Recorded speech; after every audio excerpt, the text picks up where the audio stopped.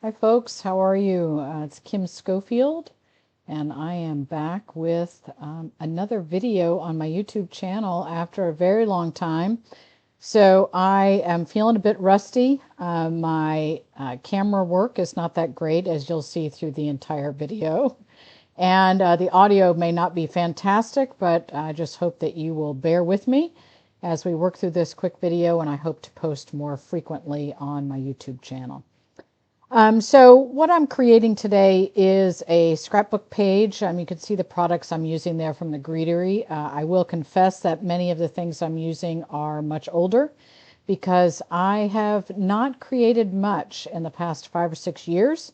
And so I'm kind of using up what I have. So you'll see some random papers here, some recent pictures. Actually, with my kids all grown up, probably the last time you saw them, they were much younger. And I have a lovely new printer that I got, and so I'm able to easily print out pictures, and those are just mounted on some white cardstock. And I tend to kind of take some of the colors from my photos, and then that's really what drives the colors for the rest of my layout. So I'm going to do a little bit of stenciling with this project, and I'm using some Distress inks. These are just the dye inks, not the oxide. And I'll be using a foam blending tool to put the ink down. So I also ended up grabbing my Wendy Vecchi Make Art station here because this thing is fantastic for doing this type of work. So it does a really good job, has very strong magnets, and holds your stencils in place so they don't move around. And so what I'm doing really is just lining up the stencil, trying to see, how it would overlap and work well with the paper that I plan to, I've already torn a little bit of that paper that's going to go on the one side of the layout. I did use another paper in the background with this blue kind of herringbone pattern. I did some text in the background, which I really like. So I started out with a pretty light hand doing this, and then went in with a little bit of a darker color. I think I'm using Broken China. And I didn't want it to be super distracting, in the background. And I really like to have about 3 different areas where I'm putting down any kind of stencil pattern or something like that in the background, kind of decide on 3 different spots on where to put that. And, you'll often see me come back with my photos or my paper. I'm really just trying to lay that over, the stenciling that I'm doing to see if my placement is good and where I should put other stenciling or any kind of embellishments in the background. So you'll kind of see me put the pictures back, take them off, etc. Put that, pattern paper back, take that off. Mixing up the stencil so I'm not getting that kind of a duplicated pattern again and again. So changing the angle of the stencil.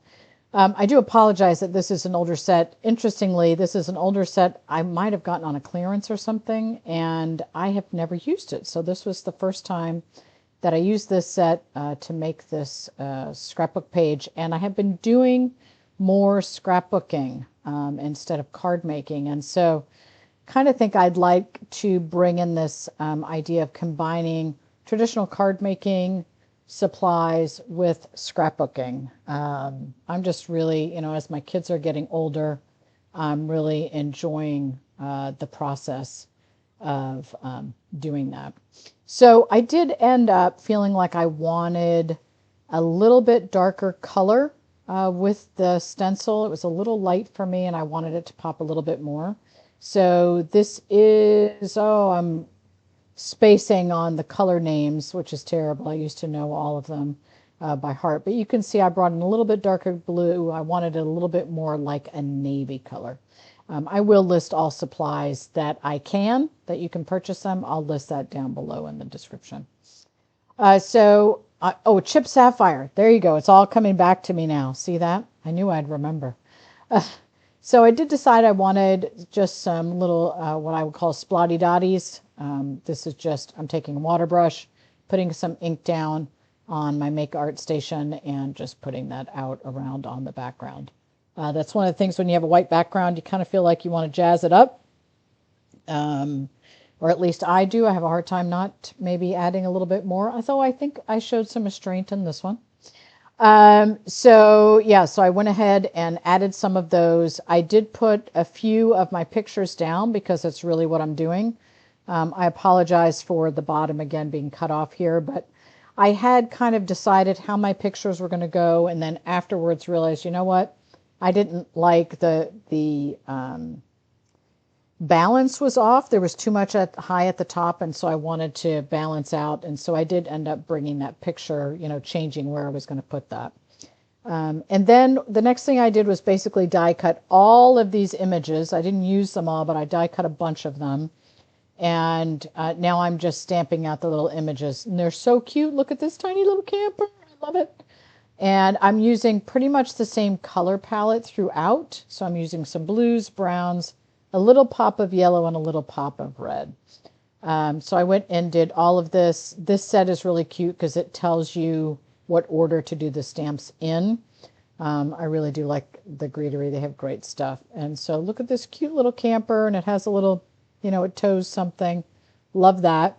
I am using a bit of a sticky mat behind this, and these are the, I think those are Altenew. Love the little cubes. They're great. So they have great colors.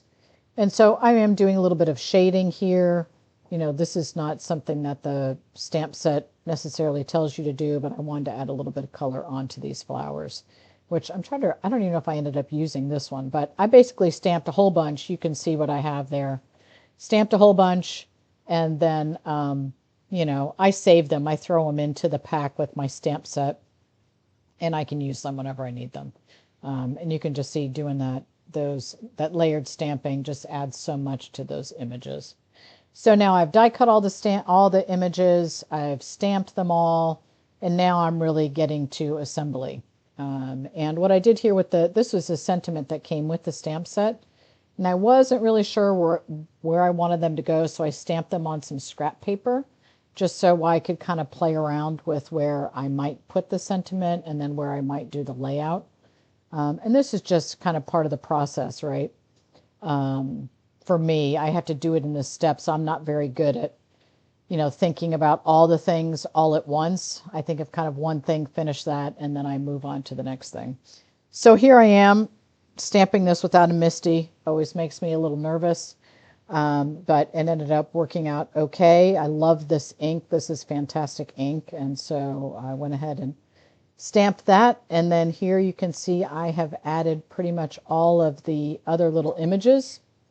I did use some foam tape to pop them up, and then also now I am adding these little bird images directly onto that white piece of cardstock. Just again, I like to do things in threes, so I went ahead and added 3 of those stamps. And then I am just about ready to finish up. I don't think I did much else here. Love the way this came out. This was a camping trip that we take every year as a family and some friends from church, and so wanted to capture that. And then I did use some dies for the town that we were staying at there. This is also from the Greetery. So there's a stamp set that goes with this and the dies, which are great. So went ahead and I've cut those all out and added those to the bottom. So thanks so much for hanging in with me today. I hope you appreciated the scrapbook page, and I'm going to try my very best to come back and do more of these projects on my YouTube channel. Thanks so much. Take care.